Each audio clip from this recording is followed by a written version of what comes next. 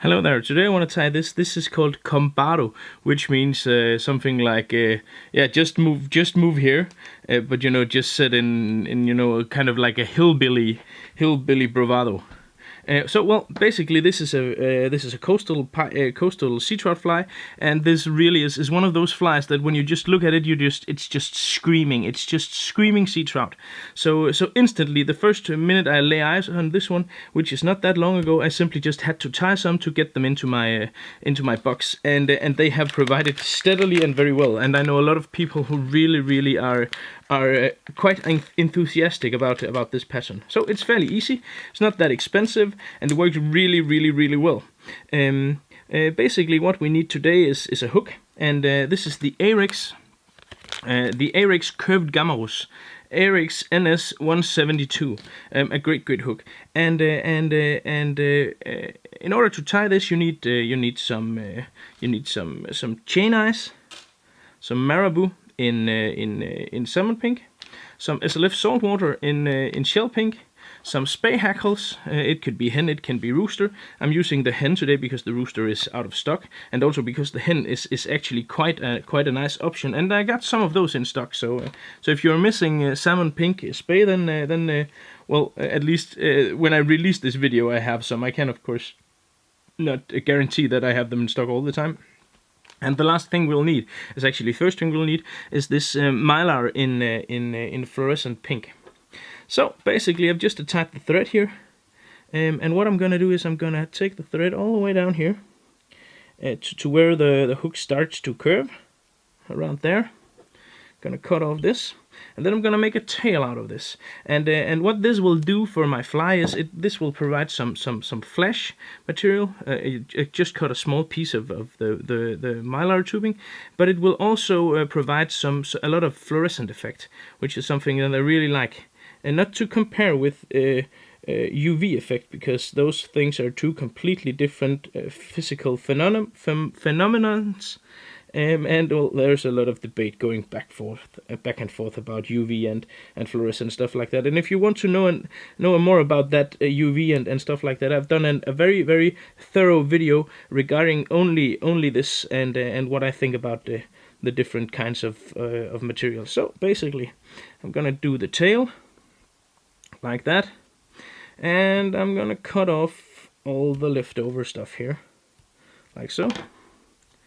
And then I'm gonna move back up into the front here. Someone is calling, leave me alone. I'm doing fly tying videos.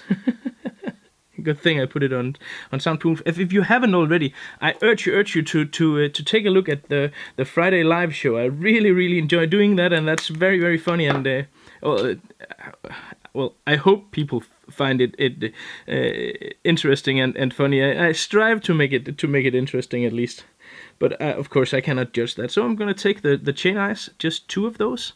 A cool material, very inexpensive, and really adds some nice weight to the fly and works well. But I want this to be not completely all the way up in the front as it is here. I want it to be moved just a bit further back if possible. That should be possible. So I'm just gonna go like this. I make a lot of tying thread here all the way up to the eye. And they went missing. Oh, there they were again. Because I want this to be kind of like a small goby pattern, so I need a bit of dubbing to be in front of that. So I'm just tying in I don't know, kind of like the figure 8 around here. But in order to make sure that this stays on there as much, I'm also going to tie some looping around, just completely underneath the entire eye, and then pull straight, because that will tighten up all the figure 8 types of thread I've made. So, and if you really want to make sure that this stays there, and some of you might argue that this will probably fish upside down now. I've not experienced that, but even if it does, this fly fishes great anyway, I'm sure. This hook really has some absolutely extraordinary nice hooking properties. The curved Gammarus, the Arex curved Gammarus here. So like that. And basically we're ready for the next part, which is the marabou.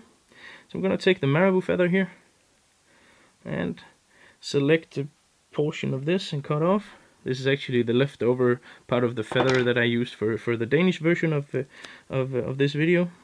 And then I stripped off all the, because I want this to be fairly uniform in length, but not completely dull and, you know, cut off. So I basically I just tore it off, and then I'm gonna use this, try to distribute this all the way around the hook, as much all the way around the hook as possible, like so. And basically I'm just gonna tie all this crap, all this woolly stuff down, because I need to have a body that has some bulk. And if I can do that with the marabou, then great, because then I will not need as much dubbing.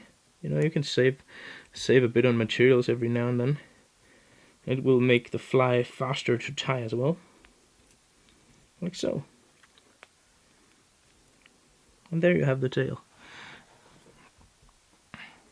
Woohoo! Great stuff.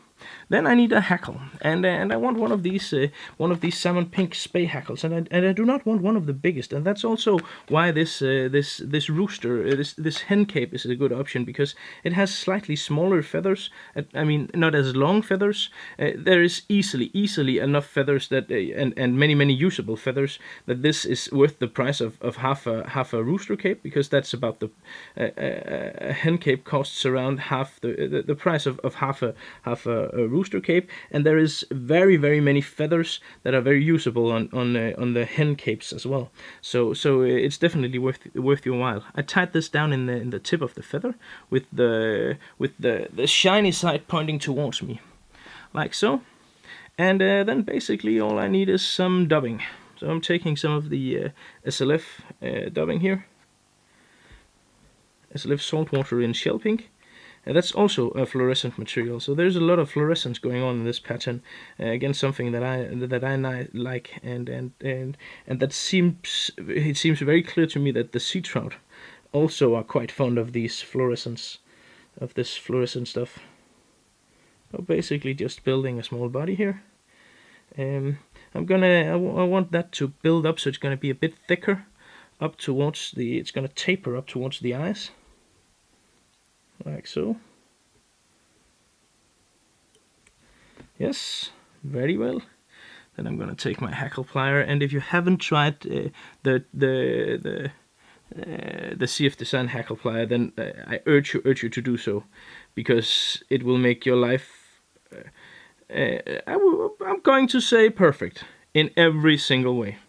This is just one of those items that simply just solves all your problems, whatever they may be. Then simply buying a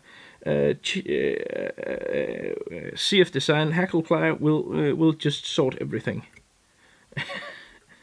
That's a guarantee. Oh well, at least it did for me. No, seriously, this is the CF Design hackle plier is just out of this world. It is the single best fly tying tool I ever tried, and if I should only pick one tool to point out to be the thing that really was, you know, not just something you could get from any other brand, then really this is the one. This is just magnificent and phenomenal, and nothing even compares to it. So basically that was the hackle. Now I'm gonna take some more SLF saltwater dubbing and create a small head up here by tying again in turns all the way around and between the eyes here, kind of like the figure 8 again.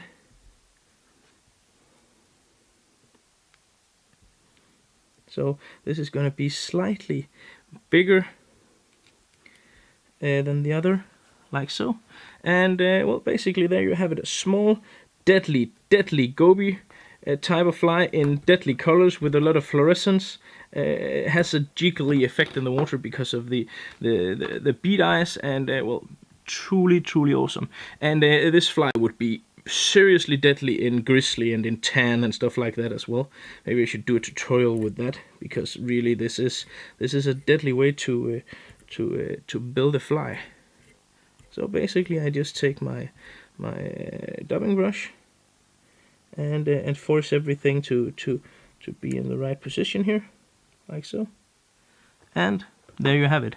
a deadly small, very simple, simplistic and easy to tie fly that really does make a difference in the box. And this is a nice alternative to the pedigrees, for instance, because this is slightly smaller. So if the fish are wary and they're only following your flies and stuff like that, you can switch down and add one of these flies, and definitely that can do the trick. And also this hook here, as I said before, it's simply just deadly. The big hook gape here is just magnificent, and the point is sharp as hell. Really a nice hook, this Ahrex NS 172 curved Gamaros. So thank you for tuning in, and hope you enjoyed this, and good luck to you on the water. And of course, remember to subscribe if you haven't done so already. Thank you.